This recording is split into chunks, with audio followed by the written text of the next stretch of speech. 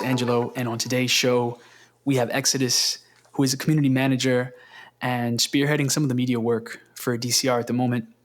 I definitely wanted to bring on some community members so people could get an understanding of how DCR functions from a DAO standpoint, or what DCR is working to be in the future. So, Exitus, what's going on? How you doing? I'm doing great. Thanks, Angelo. Of course. So let's get into your background, how you got into the crypto space, and why you're here. Oh, okay, yeah. So back in 2013, the first time I heard about Bitcoin was a coworker of mine was using Silk Road to buy illegal things. And the first thing I heard about it was he was upset that the price crashed. So that was kind of my intro into Bitcoin, was someone losing money. But then later in 2015, a good friend of mine said, "Hey, you should check this Bitcoin thing out. It's basically like torrent money, peer-to-peer trading money." And I really took interest, and I ended up buying some. But I wasn't totally convinced because the market at the time was very much like we're in now, where it was like this bear market, and there was a lot of scrutiny and there was a lot of negativity. But it wasn't until later in 2017 I really got into crypto. Understood. So what was it that attracted you to Decred? So the whole concept of being a stakeholder of the protocol of the blockchain really resonated with me. And I found that fascinating, how the stakeholders can come in and make decisions and stake their coins and get returns on those coins. I found that to be amazing. And yeah, so and all the other things like the proposal system and privacy, I felt like the story behind Bitcoin, behind Decred was fascinating, in that it was Bitcoin developers who saw issues with Bitcoin and wanted to make a better project to solve those issues.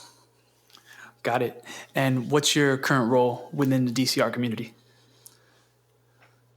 So right now I run the Discord server, the Discord chat, and I make videos on the YouTube channel doing biweekly news updates, talking about proposals, and I'm starting to do some DCR 101 series to kind of break down the project. Right. Which those videos are extremely useful. I actually just saw the most recent one, and it definitely saves you time if you don't want to skim through Politeia. So we know that acceptance is kind of tricky when it comes to the DCR community. There's a certain approach that people who want to work for the project or contribute for the project have to take. Why do you think your approach resonated within the community? Well, the main thing, if you want to become a contributor for Decred, you have to do valuable work, and you have to find work that's not already being done. Those are the two big things. I think my approach resonated with, I just came in and made some videos, and people liked them and they found them useful. And I even had some people messaging me, "Hey, you should make a proposal." And at first I was like, no, because I feel like if you're going to contribute, the quality of your work has to be a certain standard in order to get paid by, the treasury and become a contractor.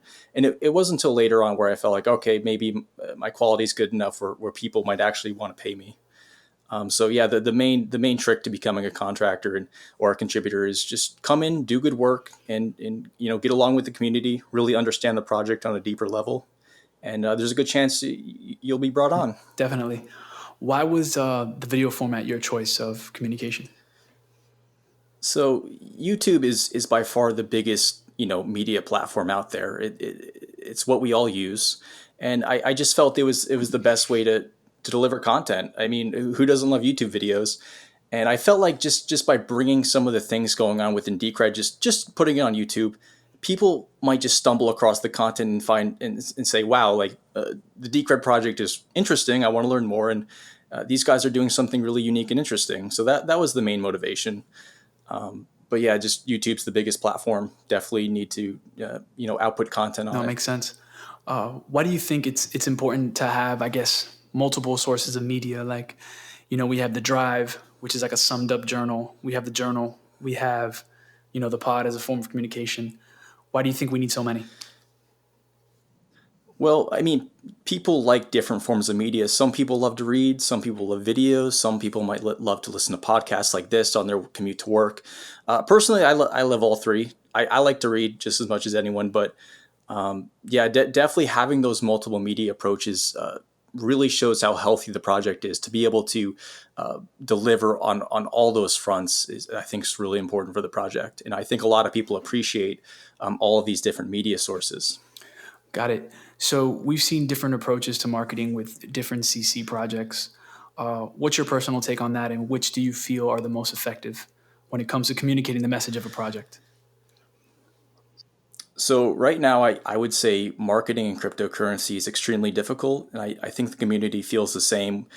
Marketing at this point in crypto is basically the magical number go up. The exchange rate goes up and people get excited. Unfortunately, you really just have to hammer the fundamentals to people. Really get the point across. If you're going to explain the project to someone, but I would say, within this bear market, it's just marketing is extremely difficult. But I feel like what the project's doing by just constantly putting out quality media is probably the best approach. Yeah, I agree. There's no silver bullet for the bear. It's like, the marketing proposal got some kickback, and there's just no stopping, a global crisis or a deep recession. It's just CCs are going to feel it. That's my take. Yeah. What are your thoughts on the current marketing proposal, and do you think it's just and fair for the current situation at hand, the U.S. and the Brazil, which are both live? Well, as I said in my most recent video, the marketing proposal isn't really so much about marketing. It's more about publication. And if you read the proposal and all the things it's delivering, it's more about just creating content. And creating content isn't necessarily marketing, because if you think about what marketing is, it's about bringing in new people who have never heard of the project before. Whereas a lot of the content creation is more so for people kind of already within the project. But of course, if new people come across that content, it's amazing. But if you think about how people market generally, they use ads on Google and Facebook and Instagram, and those are all banned for cryptocurrencies, and we don't even know if they work anyway, but they're banned. So again, marketing is right now very difficult. I think the current marketing proposal's fine. I really like the cutbacks. Obviously with the coronavirus, all of the events are shut down, and we don't know if they're going to be brought back up. So I felt like the U.S. marketing proposal was quite fair. And Brazil, obviously, they've done a lot of good work. They've built up a big community, and they deserve something like this. They deserve their own. They deserve to run their own marketing, to create their own strategies and manage their own people. So and obviously it's part of the new strategy where marketing's decentralized. So they're just trying to decentralize the project further. As far as 2019 expenses, I think they were higher than what most people thought. But it's important to realize or remember those expenses included everything other than development. So it wasn't strictly marketing. It was community management, events, everything. And I think, maybe we can cut back in some places. But I felt like it was overall pretty fair. Understood. So in my past interviews with like Jamie Holtstock or Richard, we discuss DCR as a new form of human organization through the DAO. I guess what are your thoughts on that, and how do you feel contributing to a potential DAO? We know that the leaders are working on stepping back and making it autonomous, but in our own conversations, you've made a comment about it, so I'm curious to hear your thoughts here on the pod. Well, I think the self-management aspect is certainly very fascinating for everyone to manage themselves and do as much work as they want and contribute as much as they want and find new areas to contribute. It's not this rigid system, so it's very open. As far as use cases, I see the DAO as strictly being the Decred DAO as strictly being something to sustain the project. There have been comments about the DAO being like this kind of open source fund for everyone, and I just don't see it. Especially, as of right now with the current exchange rate, I think it's about $7 million US as of this podcast. But in the future, maybe it'll be worth a ton of money, worth a lot of money, and it could be used for other things. But as of right now and for the near future, I just strictly see it as something to sustain Decred and only be used to fund things related to Decred. And I think a lot of people would agree with me on that. No, I definitely agree with you on that. The war chest is a little tight right now with the current market cap and exchange rate.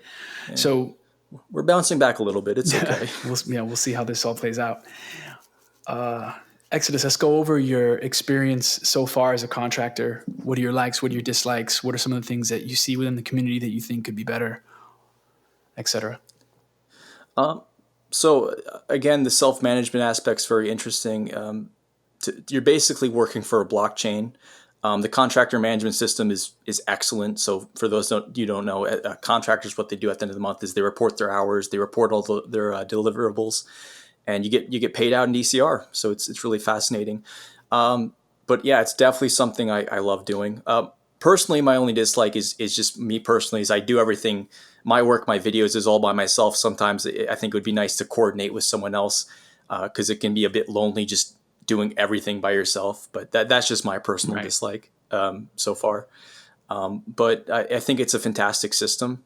What they've built is incredible, super innovative, and I'm very proud to work for Decred. Yeah, same here. So, with a deep bear market looming, potential depression, a lot of things have been thrown around. How do you see the CC space evolving? And do you think Bitcoin and other crypto projects are built for something of this magnitude?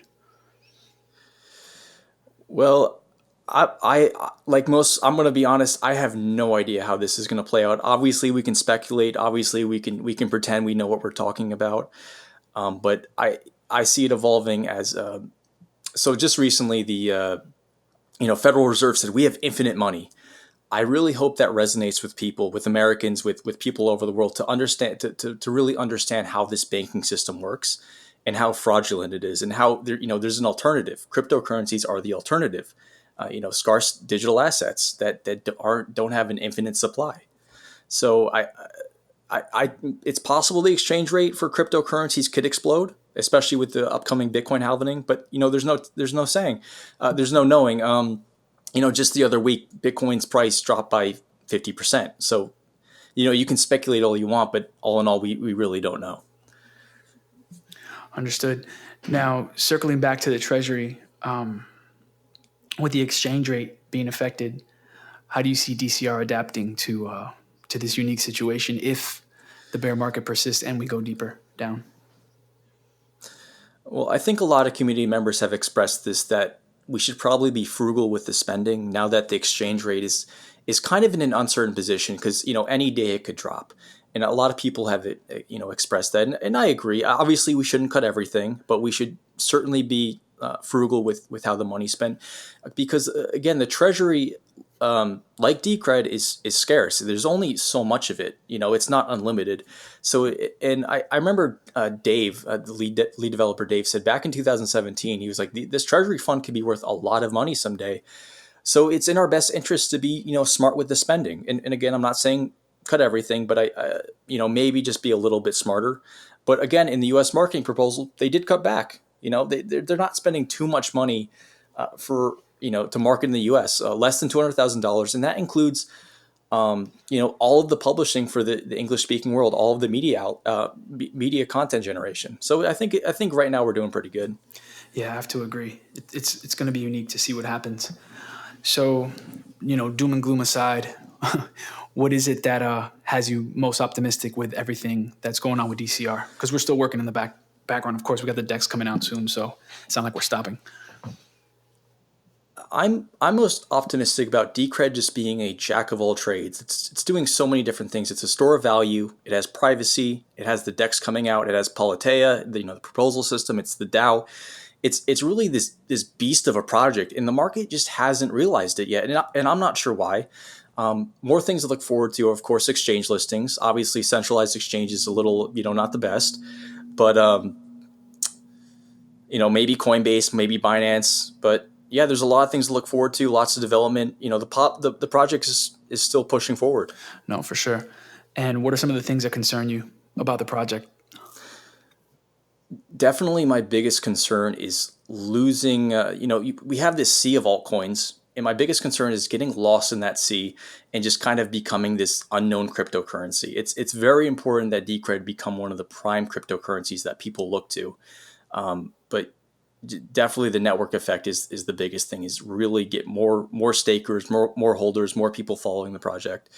And I think with the videos, that's one of my main goals is just build up the subscribers, have people tune in every single week to watch videos and follow the project in an easier manner. No, agreed.